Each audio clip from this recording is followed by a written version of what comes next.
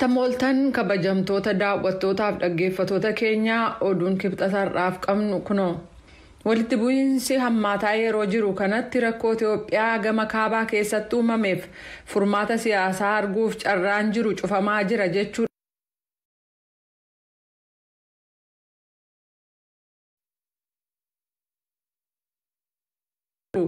Tarkaanfii waliigalaa fudhachuuf yeroon amma ka jedhan Olusegun Obasanjo haalli jiru akka hin hammaanne gochuuf furmaata waariinsa qabutu barbaachisaa jedhaniiru. Kanarratti oduu booda gabaasa qabna. Tokkummaa mootummootaatti itti aanaatti gaafatamaa waa'ee gargaarsa dhala namaa fi qindeessaan gargaarsa tattamaa akka ta'an Maartin Griffiths daawwannaa Itoophiyaa keessatti guyyaa 4 gaggeessan kaleessa xumuranii jiru.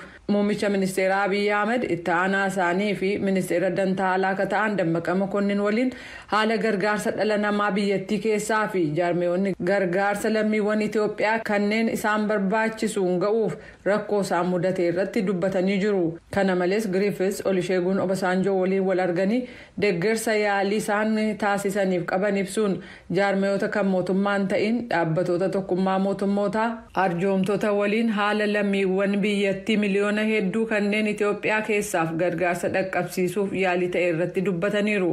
Kana malees Griffiths Maqalee keessatti daawwannaa guyyaa tokko gaggeessaniin michoota gargaarsa dhala namaaf aangawoota waliin karaa gargaarsi dhaqqabu banaa ta'uu akka qabu naannoo to'atanii jiran hundumaa keessatti siviilotaaf eegumsi godhamuu akka qabu akkasumas qajeelfamni gargaarsa dhala namaa kabajamuu akka qabu hubachiisaniiru. Dubartoota walitti bu'iinsa gaggeeffame keessatti miidhaman kanneen hokkarri saalaa irratti gaggeeffame deeggarsa dhaabbatoota tokkummaa mootummootaa biraa argatan arganii jiru.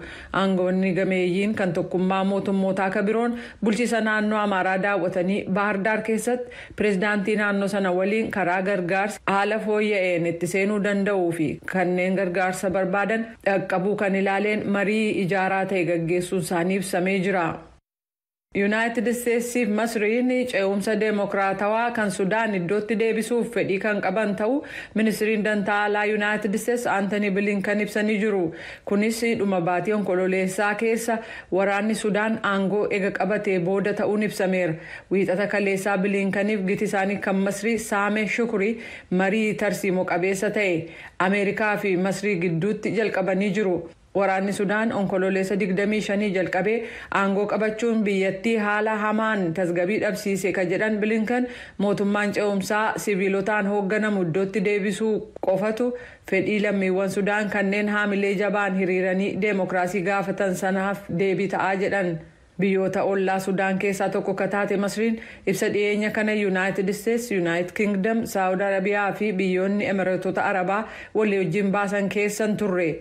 Ibsi biyyoonni kun walii wajjin baasan kun Sudaan keessatti mootummaan ce'umsaa siviilotaan hoogganamuu fi dhaabbatoonni adda addaa battalumatti iddoo akka deebi'an ka gaafatu ture. Kana malees erga fonqolchi mootummaa gaggeeffame booda kanneen hidhaman hundi akka gadhiifaman akkasumas labsii yeroo hatattamaa Sudaan keessatti hojiirra oole akka kaafamu ibsi kun gaafatee ture. Niger gama kibbaa keessatti wixata kaleessaa ijoollee barnoota sadarkaa duraa barataatu jiranii bantii daree keessatti barataa jiran kan citaarraa ijaarame abiddi qabatee yoo xiqqaate ijoolleen 25 ajjeefamuun ibsi ba'e hubachiisee jira. Ijoollee kabiroo 14 kan madaa'an yoo ta'u isaan keessaa 5 haala lubbuu sodaachisu keessa jiru jedhameera. Manni barumsaa kun magaalaa Maraadii keessatti kan argamu yoo ta'u magaala galma mootummaa biyyattii irraa fageenya kiiloomeetira 600 irratti argama. Ammatti abidda kana maaltu akka kaase ibsuu hin dandeenyu ka jedhan aangawaan barnootaa kan kutaa sanaa Manaan Hiidii barnoonni addaan citee guyyaan 3 guyyaa gaddaa jedhee labsamuusaa beeksan. Waggaa kana keessa Niger keessatti ibiddi barattoota innaa ajjeesu kun isa lammaffaa ta'uusaati.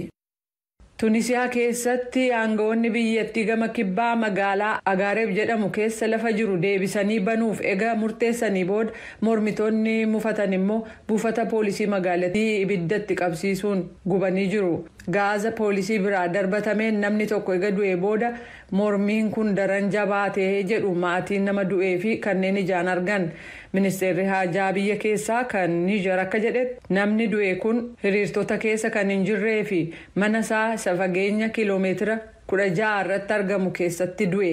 Poolisiin hiriirtota daandilee cufanii fi dhagaa darbataa turan bittinneessuuf gaaza mimmaansu eegii gargaaramee booda waldura dhaabbannaan hokkaraan guutame kun uumame. Haalli kun isa jalqabaa fi jabaa mootummaa Naajiilaa Booden kan baatii darbe pireezidaanti Kaayis Sa'iidiin mudatee ka jiru yoo ta'u attamittiin hiriirtota ittisuu akka danda'anis rakkootti uumee jira. Ka dhaggeeffataa jirtan sagalee Ameerikaa sagantaa afaan Oromooti. Poolaandiif Beelaruus kibxata har'aa walimataa ka jiran yoo ta'u kunis gareen godaantotaa daangaa biyyootii lameenii kan gama Beelaruus keessatti egaa hafanii booda.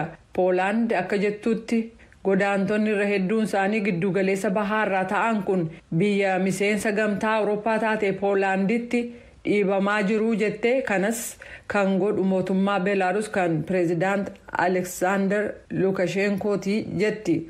Muummichi ministeeraa Poolaand Tiwiitarii irratti akka barreessanitti daangaa cufuun fedhii Poolaand yoo ta'u tarkaanfii Beelaruus fudhataa jirtu kun nagaaf nageenya gamtaa Awurooppaa danqaa keessa buusaa jedhaniiru. Beelaruus himata kana haaluudhaan ministeerri ittisa isheetii ibsaarra baaseen himannaan kun bu'uura kan hin qabnee fi hiika kan hin qabnee jedheera. Wiixata kaleessaa haalli daangaa biyyootii lameen irra ture muddamsa ka qabu yoo ta'u har'a garuu tasgabii bu'uusaa poolisiin Poolaand beeksisee jira. Lammii Maaleeshiyaa kabaala sammuu joonjessu deddeebisuun Singaappoor keessatti himatame dhukkuba COVID-19 waan qabameef jecha yeroo hin murtaa'inii fi murtiin du'aa irratti darbe rarraafamee akka turu manni murtii iyyata dhaggeeffatu ka biyyatti ajajee jira. Manni murtii iyyata sadhumaa kan nama umriin 33 lammii Maaleeshiyaa dhaggeeffachuuf ture. Abukaatoonsaa akka jedhanitti himatamaan kun dandeettiin uumamaan sammuunsaa qabu dadhabaa waan ta'eef jecha isarratti adaba du'aa murteessuun walitti bu'iinsa Itoophiyaa gama kaabaaf furmaata siyaasaa arguuf yeroon waan dhumataa jiru fakkaata. Tokkummaan mootummootaa walitti bu'iinsi sun gara wal waraansa biyya uummata miliyoona 100 fi miliyoona 10 qabdutti ce'uu mala yaaddoo jedhu qabaachuusaa beeksisee jira. Dhimma kanarratti jilli gamtaa Afrikaa Olusegun Obasanjo gola nagaa eegumsaa ka tokkummaa mootummootaaf ibsa kennanii jiran gabaasaa Margareet Bashir bafaqaaduu dhiyeessa.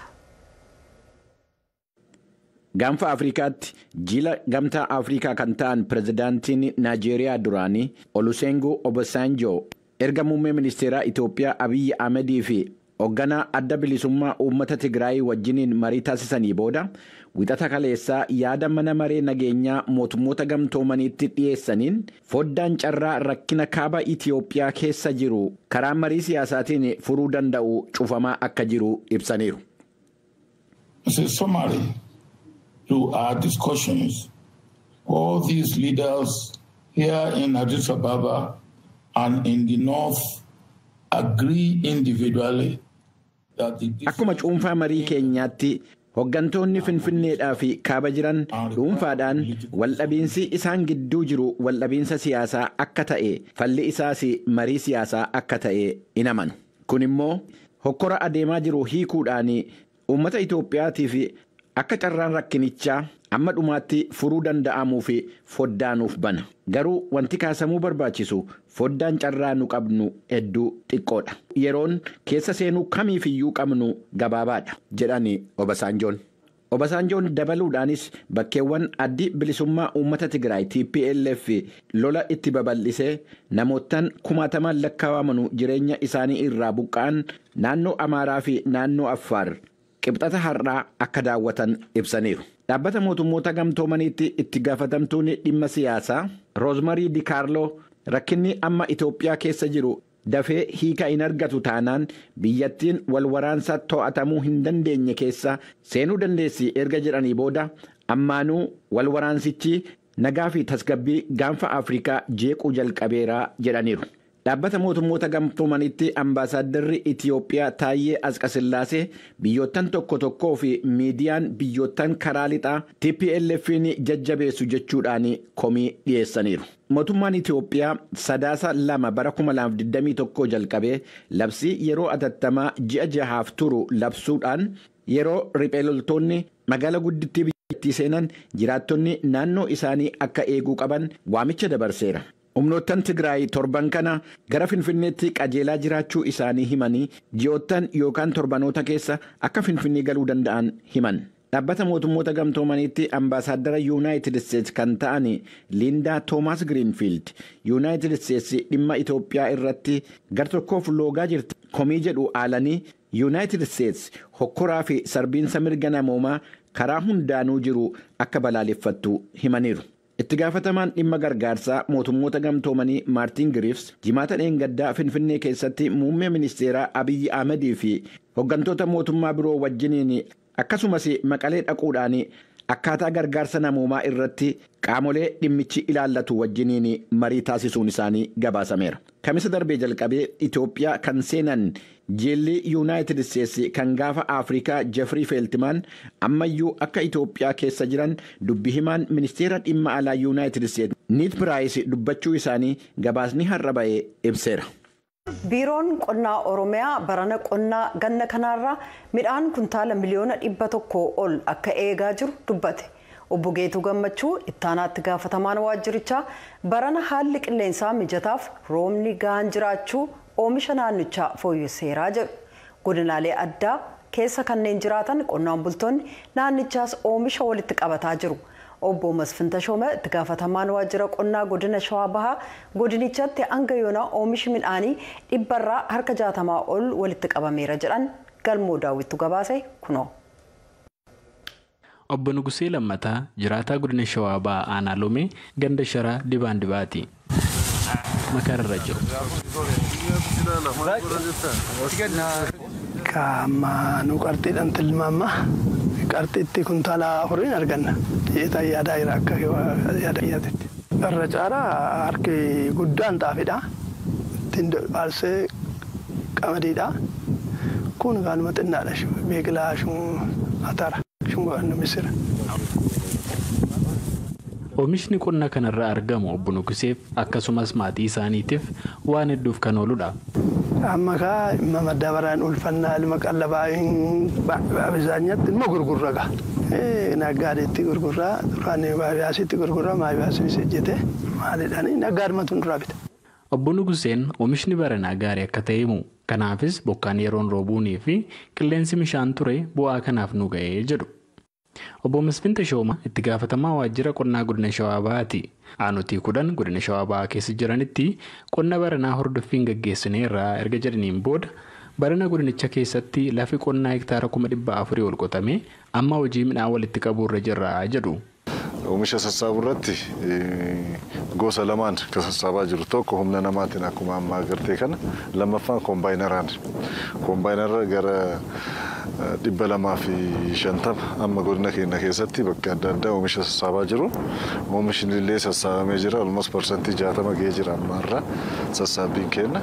Isa kanarratti hojjechaa jirra jechuudha. Barana kan nuti eegnu amma kuntaala miliyoona 16 ni sassaabne jennee karoorsine hojjechaa irra oomishtummaan isaallee baay'ee bareedaadha barana. Akka obbo Masfin jedhanitti barana kan oomishi qonnaa kun dabalee fi tokko bokkaan yeroo roobuunii fi hordoffii hojjetoonni waajjira qonnaa taasisanidha. Sichi ammoo xiyyeeffannoon karaa itti qonnaan bultoonni kun oomisha isaanii kallattiidhaan gabaaf dhiyeeffatan irratti mijeessuudha jedhu. Akka godina keenyatti karaa sadiin amma isa kana furuu kan dandeenyu tokkoffaa walitti hidhaminsa gabaa uumnee jirra. Qaamota addaa waajjira daldalaarra waajjira qonnaarra waldaa hojii gamtaarra taanee koreen uumamee isa kan oomishamee kana gabayaa wajjin walitti hidhaminsa uumuuf sun hojjetamee jira. Inni lammaffaan kontiraat faarmingiin jira. Amma keessattuu midhaan alergii irratti kontiraat faarmingii irratti dipeend taanee hojjechaa jirra. Inni sadaffaan fi ijoo yuuneenni jira naannoo kana. Yuuneenni jira waldaa hojii gamtaa jira. Inni sun kan qonnaan bulaa kanaati. Qonnaan bulaan kun ijaaramee bakka takka yuuneenii uumee jira. Maannoo waldaa uumee jira. Waldaaleen hedduu immoo bakka takka ta'anii yuuneenii uumanii jiru. Isaan san kallattii saniini wanni kun hojjetamee amma danda'ame garuu gaadha jechaan jiru. Ammallee hojimaanni tokko dirraa jira. Isa san yeroo inni ta'u furmaata guddaa argachuu dandeenya. Ammaaf garuu wanni kun deebii qonnaan bulaan deebisa. Hojimaanni sadeen kana. Biiroon qonnaa Oromiyaas haala oomishi qonnaa gannaa ittiin walitti qabamaa jiru ifoomsee jira. Obbo Geetuu Gammachuu itti aanaa hoogganaa biiroo qonnaa Oromiyaati. godinoota muraasa duuba irratti hafaniitoo facaasan irratti bakka baay'ee irratti bal'inaan gara sassaabbitti galamee jira. Waliigala qonnaa gannaa bara 2014tiin lafa hektaaraa miliyoona 6.3 kan ta'u kan akka naannootti misoomsine oomisha kuntaala miliyoona 198 ta'uun arganna jennee karoorfamee hojjetamaa kan jiru. Egaa yeroo ammaatti sassaabbii irra jira jechuudha. Keessaa hojii kana amma itti jiru kana keessatti sassaabbiin baay'ee bakka hunda irratti iyyuu sirreessanii deemamu ture jiraata jennee hordoffii sadarkaadhaan naannoorraa amma gandaa qonnaan bulaatitti ga'u qophaa'ee hooggansis ogeessis kana qabatee itti deematu kan jiru. Obbo Geetuun sababa oomishi fooyya'aan baranaa argame jedhaniifis akkasitti himan. Barri kun roobni yeroo hundi baay'isee midhaan irratti dhiibbaa hin uumne bishaan hin ciisne kanaafuu irrigeshiniin misooma midhaanii ganna irratti baay'ee haala gaarii ture. Kanarraa ka'ee dhaabbiin midhaanii baay'ee gaariidha. Isa qofa osoo hin taane immoo hojii kilaasteraan hojjetamu bal'inaan bara kana kan hojjetame bara darbee lafa hektaara miliyoona 2.2 kan ta'u kilaasteraan misoomsine. Bara kana garuu miliyoona 3.6 kan ta'u kilaasteraan kan misoomsine waan ta'eef inni kilaasteraa kunis maanijimentii isaatiif haala gaariidhaan deemaa ture waan ta'eef oomishti bara kanaa baay'ee gaariidha jenneeti kan ilaallu. Obbo Geetuun qonnaan bultoonni akka maasaan isaanii walitti siquun facaafatanii hojjetachuun oomisha ol kaasuu qofaaf adoo hin taane egerillee rakkoo gabaa isaan mudatu furuuf ni ta'a erga jedhaniin booda mootummaan kanaa fi sagantaa kilaasteraa kana itti fufaa jedhanii jiran. Gabaasa Sagalee Ameerikaaf Galmuu Daawit Shawaa Aanalomeerraa. Kanneen pireesii walabaaf falman namoonni gaazexeessota irratti yakka raawwatan seeraan akka gaafataman waamicha dhiyeessanii jiran. Gabaasaa Mohaammed Kaayyee Maqdishoorraa ergee jaalannee dhiyeessa. Baatii Guraandhala bara 2017 darbee kaasee Somaaliyaa keessatti gaazexeessonni 12 ajjeefamuu fi baatii Amajjii hanga Onkololeessaa bara 2021tti immoo gaazexeessonni 60 hidhamuu isaanii jaarmiyaan gaazexeessota Somaaliyaa ibsee jira. Jaarmiyaan Somaaliyaa Joornaalistiks Sindikeet jedhamu kun mirga miidiyaa eegsisuuf jecha Somaaliyaa keessatti hundeeffame.